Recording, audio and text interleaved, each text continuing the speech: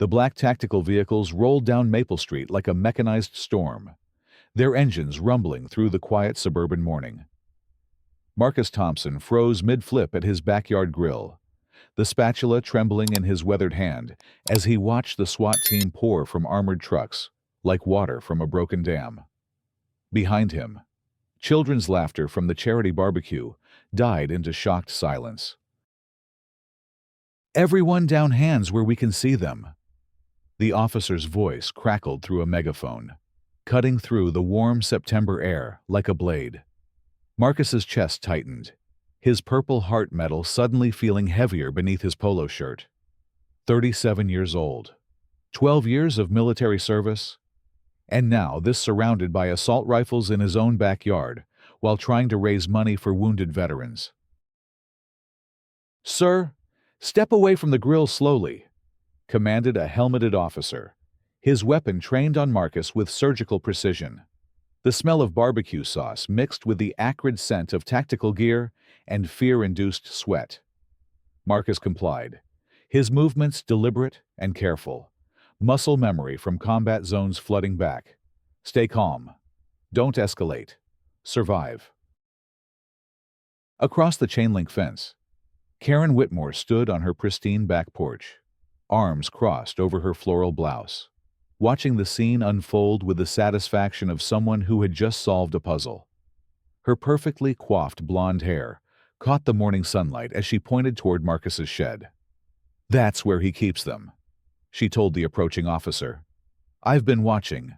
Military-grade weapons, bomb-making materials. He's been planning something big." The accusation hit Marcus like shrapnel. His mouth opened, then closed, words failing him as the weight of the lie settled over the gathering crowd. 23 guests, veterans, their families, neighborhood children all pressed against the wooden fence separating his property from the street, their faces painted with confusion and terror. "Ma'am, we're going to need you to step back," the officer told Karen. But she lingered, her pale blue eyes fixed on Marcus with an intensity that made his skin crawl. This wasn't random. This was calculated. 3 weeks earlier, Marcus had been just another neighbor on Maple Street, the quiet veteran who kept his lawn immaculate and waved politely at passing cars. He'd moved to the suburban Denver neighborhood after his discharge, using his GI Bill benefits to buy the modest 2-story house with the large backyard that reminded him of his childhood in Georgia. The American dream, wrapped in vinyl siding and a 30-year mortgage. The trouble started when Karen's teenage son, Tyler, had been caught tagging the community mailboxes with spray paint. Marcus had witnessed the incident while jogging and, as a concerned neighbor, had gently suggested Tyler find more constructive outlets for his energy. He'd even offered to teach the boy basic auto repair in his garage. "Sometimes kids just need direction," he'd told Karen over the fence. "I work with troubled youth at the VA center. I'd be happy to help." Karen's response had been swift and vicious. "I don't need parenting advice from someone like you," she'd snapped, her voice dripping with implications that made Marcus's stomach turn. "Tyler doesn't associate with your kind." The words had hung in the air like toxic smoke, and Marcus had simply nodded, understanding that some battles weren't worth fighting. But Karen wasn't finished. She'd begun watching him with the dedication of a surveillance operative, noting his coming and going, photographing his visitors, and documenting every delivery to his house. When Marcus organized the charity barbecue for the Wounded Warrior Project, advertising it on social media and inviting the entire neighborhood, Karen had seen her opportunity. Now, as officers swarmed his property, Marcus felt the familiar weight of combat stress pressing against his chest. The crowd of party guests, many of them veterans themselves, stood in shocked silence as tactical teams systematically searched his home. Sarah Chen, a nurse who'd served 3 tours in Afghanistan, held her 6-year-old daughter close to her chest, whispering reassurances that everything would be okay. "What's happening?" "Daddy," asked little Emma Rodriguez, tugging on her father's sleeve. Miguel Rodriguez, a Marine who'd lost his left leg to an IED in Fallujah, struggled to find words to explain how their community barbecue had become a terrorism investigation. "I don't know, sweetheart," Miguel whispered, his prosthetic leg aching from the stress position he'd been forced into. "But Uncle Marcus is a good man. This is just a misunderstanding." The search continued for 2 hours. Officers dismantled Marcus's carefully organized shed, finding lawn equipment, camping gear, and his collection of military memorabilia. They examined his locked gun safe, which contained his legally registered hunting rifles and his service weapon. They photographed his Purple Heart citation and his honorable discharge papers with the same clinical detachment they'd used on suspected bomb-making materials. "Clear in the basement," came the radio call. "No suspicious materials found." "Kitchen clear." "Garage clear." With each negative report, Karen's expression grew more pinched, more desperate. She'd been so certain, so confident in her intelligence gathering. "Check the attic again," she called out to the officers. "I saw him carrying heavy boxes up there last month." The lead detective, a graying man named Roberts, approached Karen with the weariness of someone who'd investigated too many false alarms. "Ma'am, we've thoroughly searched the premises. There's no evidence of weapons stockpiling or terrorist activity. Mr. Thompson's firearms are legally registered and properly stored." Karen's face flushed red. "But I saw him. He was acting suspicious, having all these meetings with other military people. Look at them." She gestured wildly at the gathered veterans. "They're all in on it." Detective Roberts glanced at the crowd of terrified families, noting the prosthetic limbs, the service animal vests, the children clutching their parents' hands. "Ma'am, this appears to be a charity event. We've found donation boxes for the Wounded Warrior Project, not weapons cache."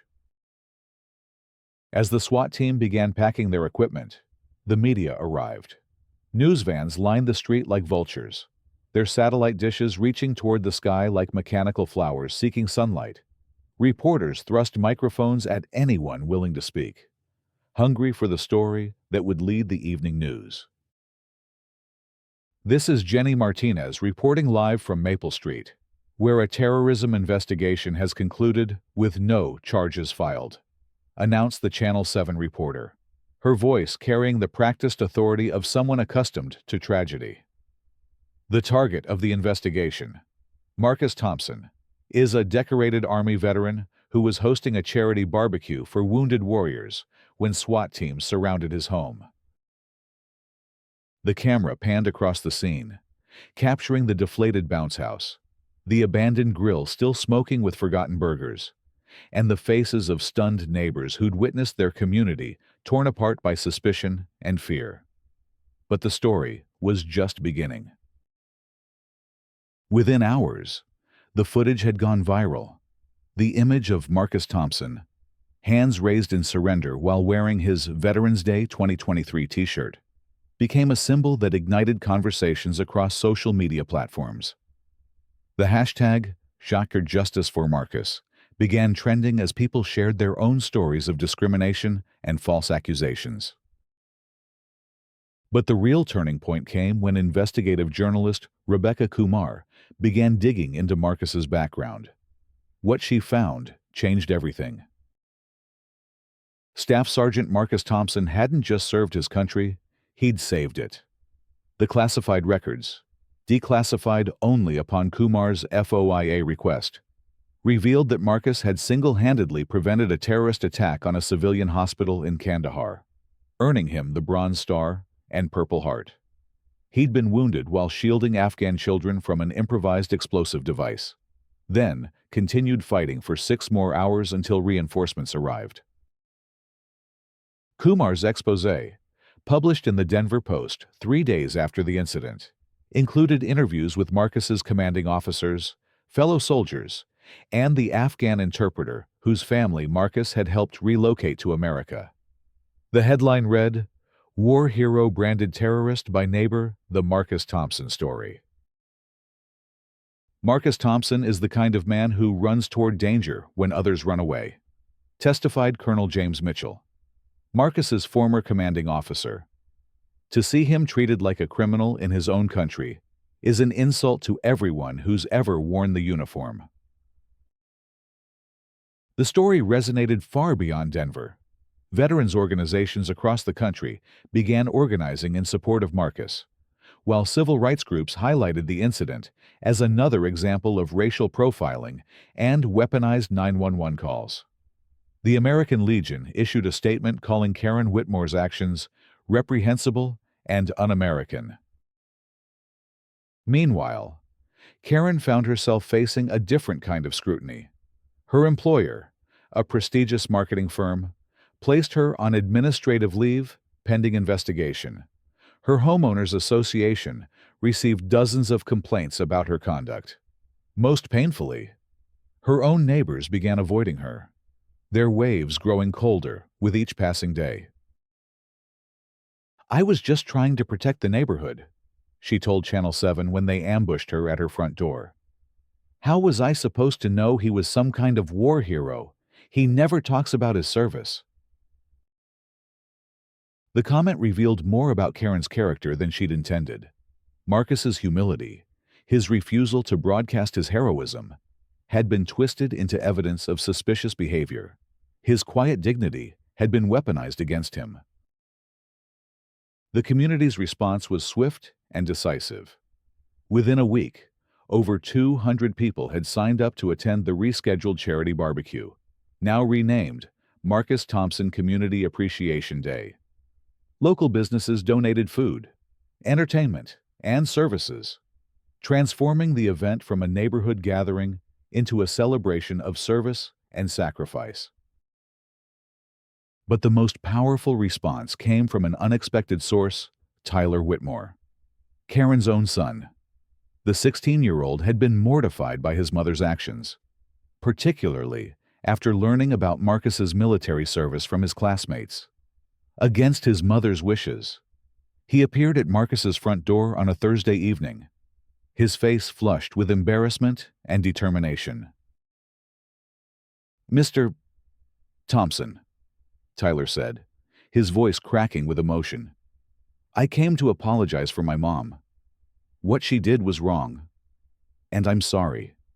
I know you tried to help me before, and I was stupid to listen to her." He paused, struggling with words. "I looked up your service record online. You're a hero, sir. I'm honored to live next to you." Marcus studied the boy's face, seeing genuine remorse mixed with the adolescent courage it had taken to defy his mother.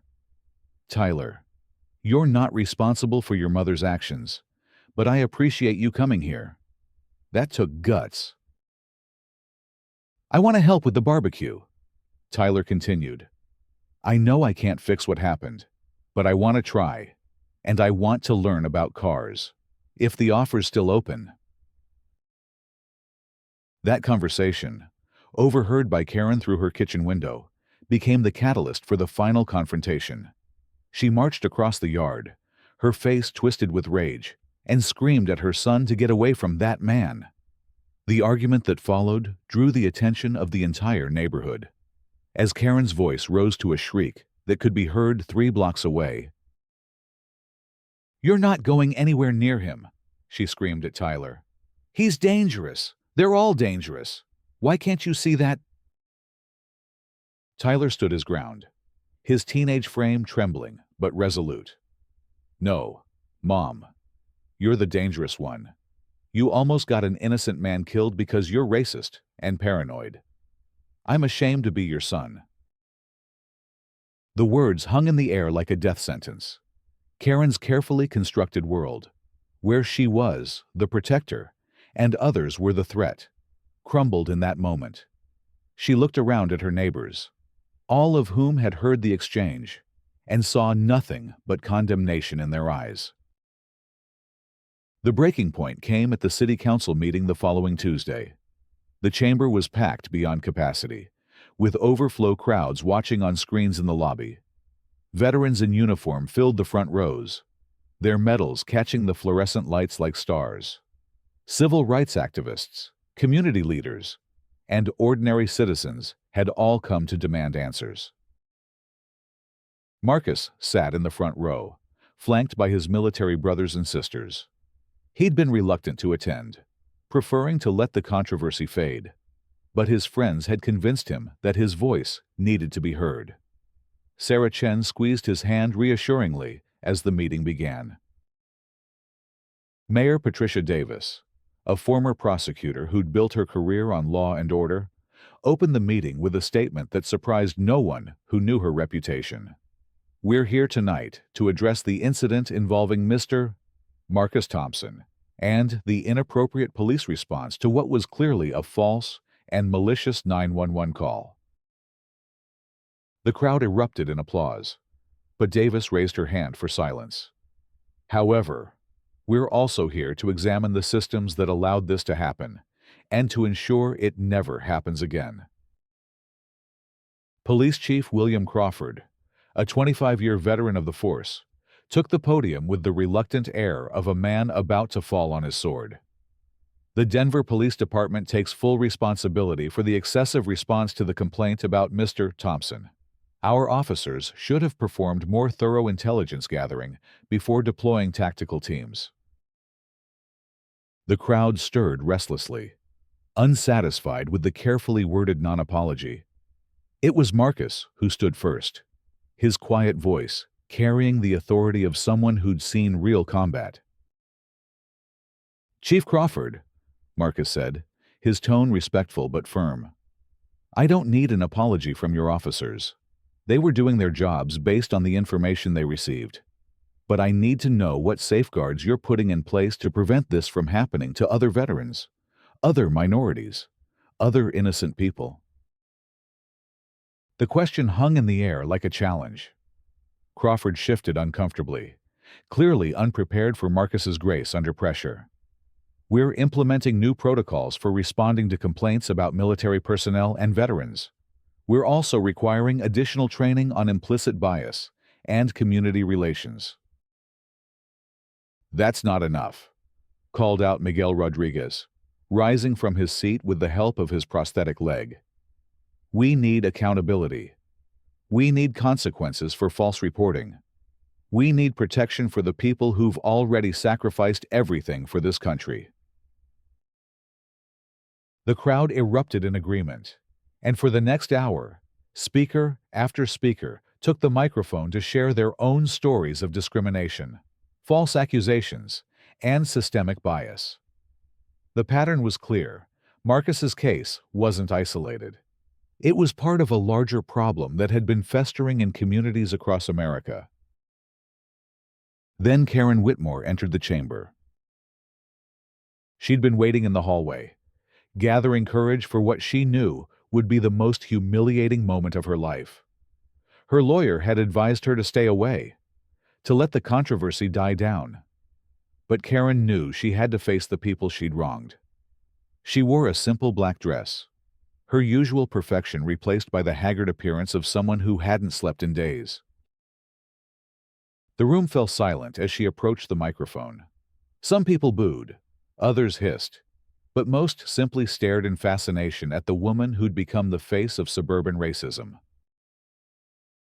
"My name is Karen Whitmore," she began, her voice barely above a whisper. "I'm the person who called 911 on Mr. Thompson." She paused, fighting back tears. "I want to apologize publicly for my actions. I was wrong. I was motivated by fear, by prejudice, by assumptions that had no basis in reality." The crowd remained silent, unwilling to grant her easy absolution. Karen continued, her voice growing stronger with each word. "I've spent the last week learning about Mr. Thompson's service to our country, his work with veterans, his contributions to our community. I've also spent time examining my own biases, my own failures as a neighbor, and as a human being. She looked directly at Marcus, who sat stone-faced in the front row. "Mr. Thompson, I know my apology can't undo the trauma I caused you and your guests. I know it can't erase the fear I put in those children's hearts, or the humiliation I brought to your home. But I am truly, deeply sorry." Marcus studied her face, searching for sincerity behind the tears. After a long moment, he nodded slightly, not forgiveness, but acknowledgement that she'd taken the first step toward redemption. But the community wasn't ready to let her off so easily. District Attorney Michael Foster, who'd been monitoring the case from the beginning, stood to address the crowd. "Mrs. Whitmore's apology is noted, but it doesn't address the legal implications of her actions. Filing a false police report is a crime, as is making false statements to law enforcement officers." The crowd stirred with anticipation as Foster continued, "After reviewing the evidence, including Mrs. Whitmore's own statements to police and her subsequent media interviews, my office has decided to file charges of filing a false police report, criminal mischief, and harassment. These charges carry potential penalties of up to 2 years in prison and substantial fines." Karen's face went white as the implications hit her. Her lawyer, who'd been sitting in the back row, quickly made his way to her side. But the crowd was energized by the promise of justice, and the applause was thunderous. Yet it was Marcus who provided the evening's most powerful moment. He stood slowly, his presence commanding immediate attention from the packed chamber. When he spoke, his voice carried the weight of moral authority earned through service and sacrifice. "I appreciate the district attorney's commitment to justice," Marcus said, his eyes scanning the crowd. "But I want to be clear about something. This isn't about revenge. This is about accountability. Mrs. Whitmore needs to face consequences for her actions. But more importantly, we need to learn from this experience." He turned to face Karen directly. "You nearly destroyed my life, based on nothing more than your own prejudices. But you also gave our community an opportunity to examine our own biases, to confront our own failures, and to build something better." The crowd hung on his every word as Marcus continued, "I forgive you, Mrs. Whitmore, not because you've earned it, but because carrying that anger would poison my own heart.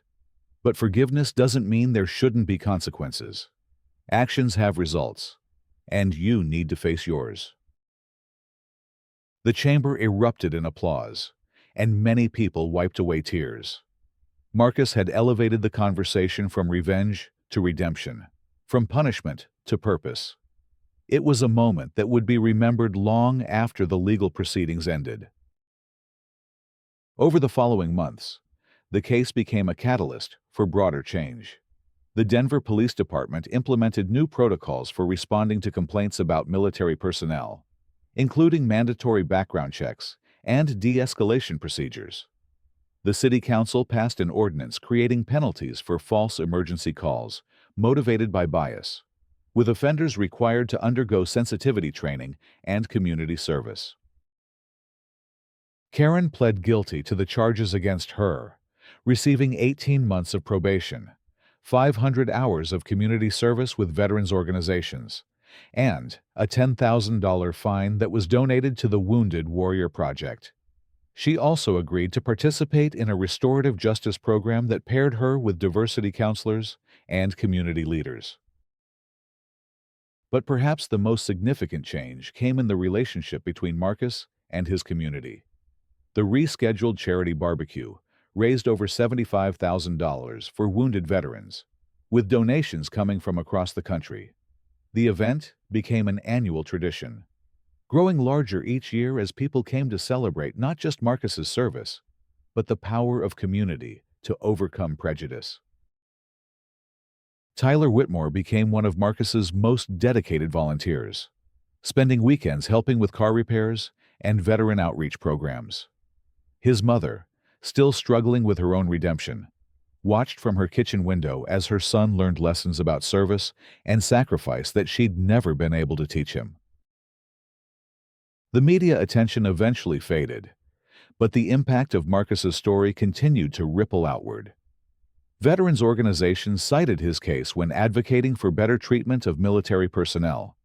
Civil rights groups used his experience to highlight the ongoing problem of weaponized 911 calls. Most importantly, communities across the country began examining their own biases and implementing safeguards to protect innocent people from false accusations. On the first anniversary of the incident, Marcus stood in his backyard, surrounded by hundreds of friends, neighbors, and supporters. The annual charity barbecue had become a celebration of community, service, and the power of redemption. Children played on the same grass where SWAT teams had once searched for weapons that never existed. Veterans shared stories of their service while civilians listened with newfound respect and understanding. Sarah Chen, now one of Marcus's closest friends, raised a toast to the man who'd turned his greatest humiliation into his community's greatest triumph. "To Marcus Thompson," she said, her voice carrying across the crowd, "a man who showed us that heroism isn't just about what you do in war, but how you handle peace." As the sun set over Maple Street, Marcus reflected on the journey that had brought him to this moment. He'd faced down insurgents in Afghanistan, survived explosions and ambushes, and earned medals for his bravery. But perhaps his greatest victory had been here, in his own backyard, where he'd chosen forgiveness over revenge, understanding over anger, and community over division. The scars of that terrible morning would never fully heal, but they'd become part of a larger story, one of redemption, growth, and the endless possibility for human beings to choose better paths. As laughter echoed across the yard, and neighbors from all backgrounds shared food and conversation, Marcus knew that sometimes the most important battles are won not with weapons, but with grace, dignity, and the courage to believe in the possibility of change. In the end, Karen Whitmore's attempt to destroy Marcus Thompson had accomplished the opposite. It had revealed his character to the world, brought his community together, and created lasting change that would protect future victims of prejudice and false accusations. The veteran who'd once been branded a terrorist had become a symbol of hope, proving that even in America's darkest moments, justice and redemption were still possible. The story of Maple Street became a testament to the power of community, the importance of accountability, and the endless capacity for human beings to grow beyond their fears and prejudices. It reminded everyone who heard it that heroes come in many forms, and sometimes the greatest heroism is displayed not on distant battlefields, but in the quiet dignity of choosing to build bridges instead of walls, to seek understanding instead of revenge, and to believe that tomorrow can be better than today.